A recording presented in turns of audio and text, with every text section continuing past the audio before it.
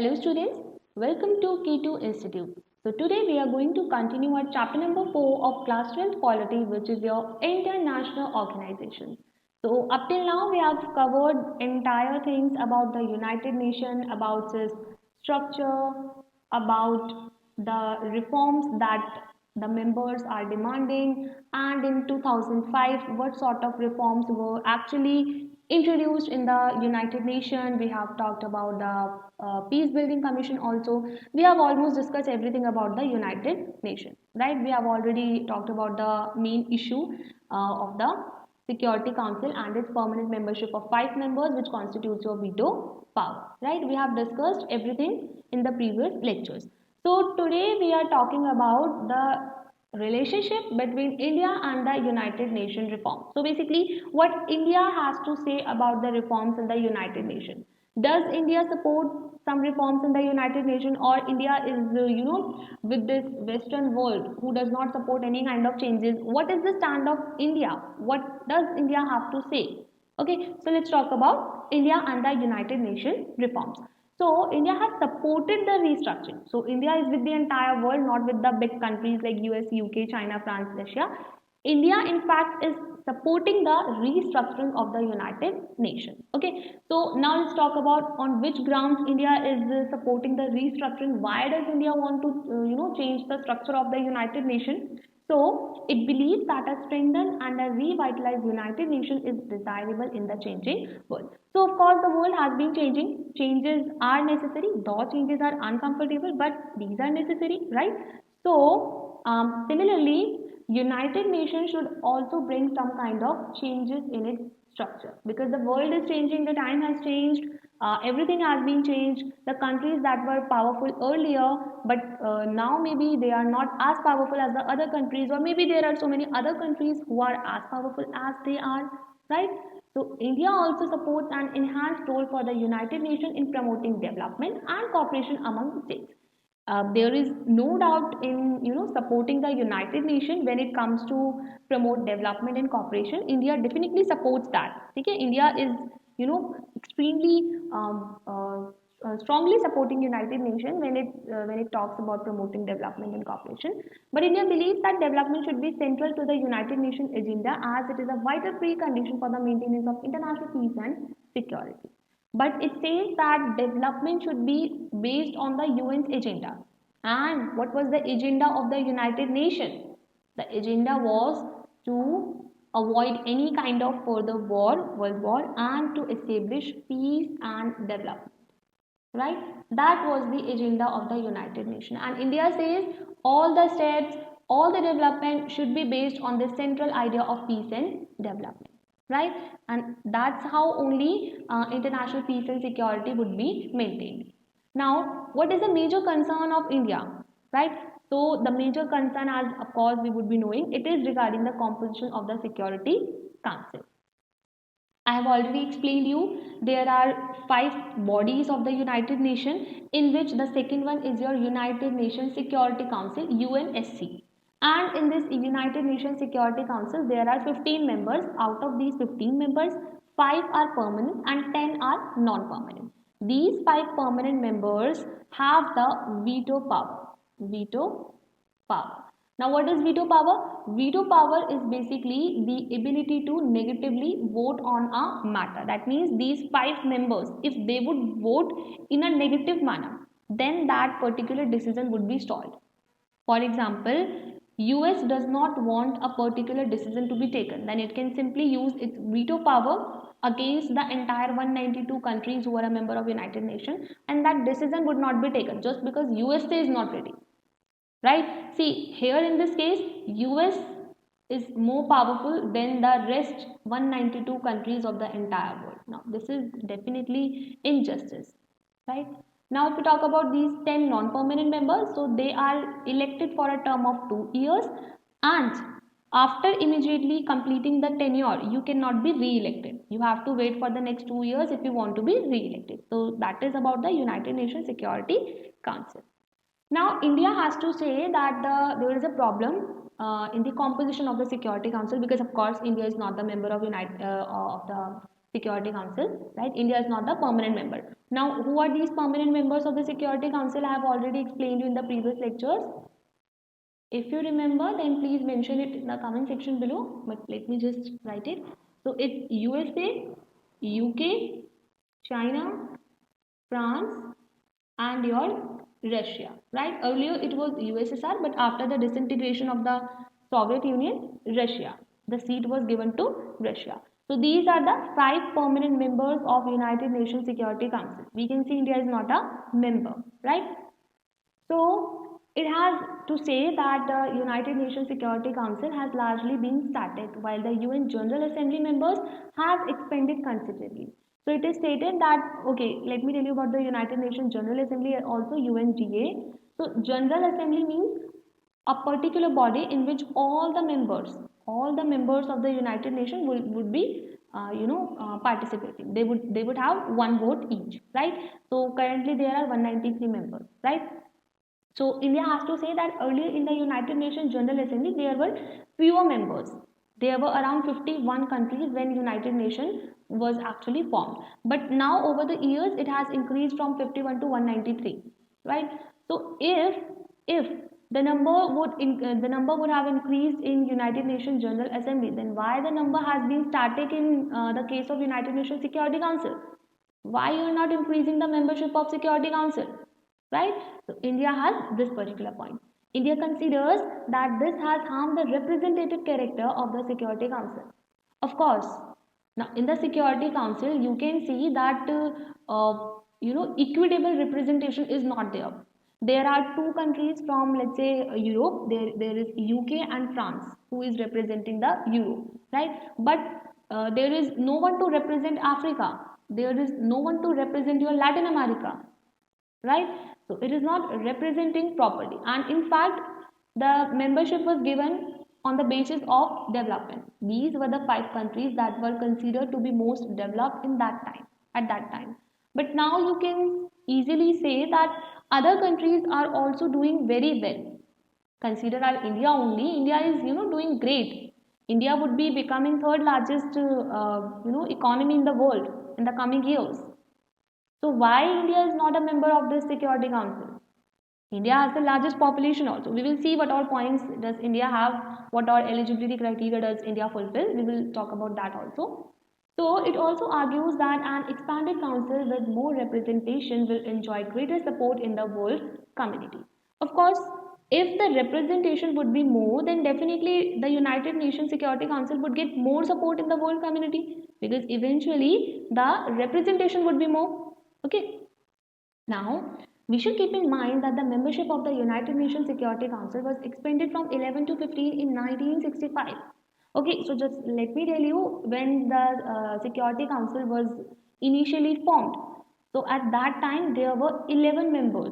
There were 11 members in the Security Council, right? 11 members in the Security Council, and out of which 5 were your permanent member, right? 5 for your permanent member. But in 1965, it was in the 1965 when the membership increased from 11 to 15. So after that, 5 were permanent and 10 were non-permanent. Are you getting it? But there was no change in the number of the permanent members. So you can see earlier there were 11 members. There were 11 members, out of which 5 were your permanent member and the remaining were your non-permanent members. But even after 1965 there was no change in this permanent member. Only 5 were to be considered as a permanent member. Since then, the size of the council has remained stationary, and after 1965 there has been no change since then. Okay, the membership has been static. The fact remains that the overwhelming majority of the United Nations General Assembly members now are developing countries. Now it says that the United Nations General Assembly, UNGA, majority of the members belong to the developing countries. Therefore, India argues that they should also have a role in shaping the decisions in the Security Council which affect them. Of course, when the majority of the world is still developing, right? Then why you are not considering the interest of the developing nations when it comes to the Security Council, right? So this has to be changed. So in that context, India supports an increase in the number of both permanent and non-permanent members. So India says that this 5 and this 10, they both should be increased, because now more and more countries are getting developed and they are representing the entire nation, right? So these numbers have to be increased. Its representatives have argued that the activities of the Security Council have greatly expanded in the past few years. And of course, the Security Council, the job that the Security Council is doing, it is greatly expanding in the past few years. They have been intervening in almost all the matters, right?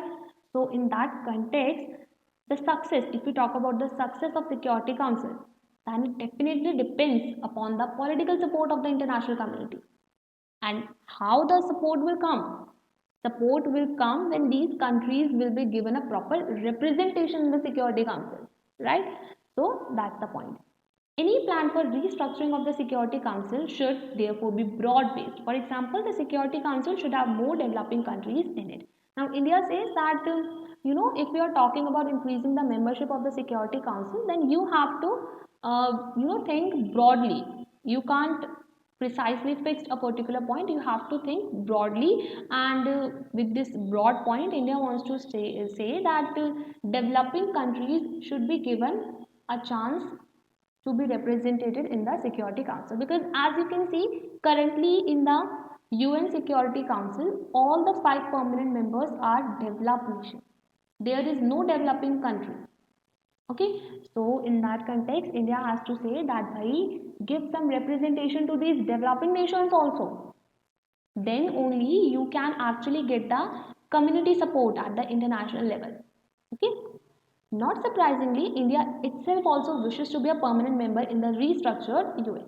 Of course, India should be given the permanent membership.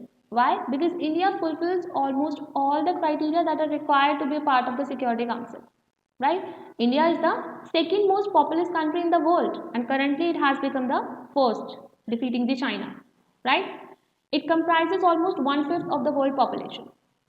So if we talk about population, we have already discussed about the criteria, eligibility criteria that has been laid by the inquiry committee set up by Kofi Annan, right? So if we see according to that criteria or the eligibility criteria list, if we talk about the first point, which is population, India actually fulfills that. India is the first largest populous country. Okay. Moreover, India is also the world's largest democracy. Another point in that criteria was democracy, right? So India is the world's largest democracy. India has participated in virtually all of the initiatives. India has been supporting United Nations very actively. Okay, and India has been giving so much funds in the United Nations also. That was also the criteria, right? Peacekeeping effort is a long and substantial one. The country's economic emergence on the world stage is another factor that perhaps justifies India's claim to a permanent seat in the Security Council. So, of course, India is also doing very good in its economic aspect also, right?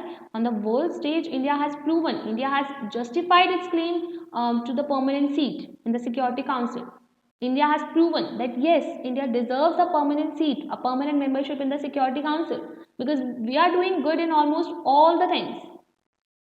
Be it your defense, be it your population, be it your economy, be it your granting funds to the United Nations, we are doing almost everything, right? The next point is regular financial contribution to the United Nations and never faltered on its payment. India has never faltered any of its payment to the United Nations budget. India has been consistently, diligently giving support to United Nations budget. And India is aware that permanent membership of the Security Council also has symbolic importance. Now, why we really are running behind this permanent membership? Because we know that it would give us a symbolic importance. It would give us that respect on the international platform that India really deserves. Okay, it signifies a country's growing importance in world affairs. Definitely, India is playing a major role in dealing with the world's affair. So it will signify our growing importance, right? The greater status is an advantage to a country in the conduct of the foreign policy also. The reputation for being powerful makes you more influential. Of course. Next, despite India's wish to be a permanent veto-wielding member of the UN, some countries question its inclusion. Despite we know that India fulfills all the criteria to be a member of the Security Council. Everyone acknowledges that fact. But certainly there would be some other countries that would never want us to become the permanent member. And guess who is that country? Which is that country? Of course, our beloved nation, Pakistan. Right? So they really don't want us to be a member of the Security Council. They don't want India to be the permanent member because we have, some bitter relationships with Pakistan. Okay, India become a permanent veto member of the Security Council. Okay, so some countries, for instance, are concerned about the India's nuclear weapons capability. So other than Pakistan, some countries are also there that are concerned because India has the nuclear power. Okay, India is a nuclear weapon country. So for that matter, other countries are also worrying, and it also other countries are also there who thinks that it would be difficult with Pakistan, okay, if we will make India ineffective as a permanent member. Okay, so basically they are saying that because India has already so much disturbances, so much conflicts with its neighbor, so India would be an ineffective member of the Security Council. India would not be able to devote much of its source, much of its energy in the world's affair because India is itself involved in the domestic conflicts, right? So yet others feel that if India is included, then other emerging power will also have to be accommodated, such as Brazil, Germany, Japan, perhaps even South Africa, whom they oppose. So there are some countries who say कि भाई okay, India is developing, but is India only one which is developing after these five permanent countries? There are so many other countries that are also developing who are also doing good on the international platform, be it your Brazil, Germany, Japan. So they are also saying that if you are giving permanent membership to India, then why you are not considering these countries, right?